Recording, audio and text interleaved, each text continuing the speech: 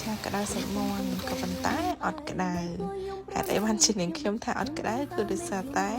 ចាក្តៅនេះគឺមិនហឹរទេម្ហូបផ្ទះរបស់នាងខ្ញុំតែហ៊ានធ្វើហឹរគឺសល់ហើយព្រោះអីអត់សូវចេះញ៉ាំហឹរទេហើយ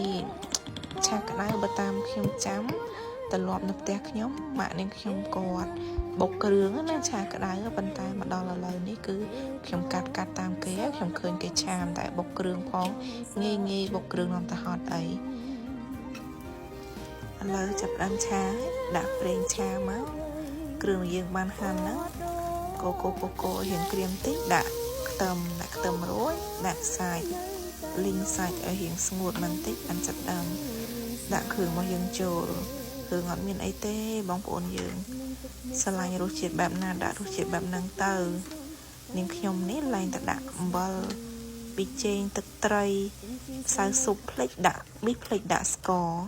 ដល់ពេលទៅនឹកឃើញដាក់ស្ករក្រហមភ័យថាសាច់ហ្នឹងវាចាប់ជាតិប្រៃបាត់ទៅហើយប៉ុន្តែពេលភ្លក់មើលទៅរសជាតិល្មមអត់អីដែរឆ្ងាញ់មួយយ៉ាងដែរទៅ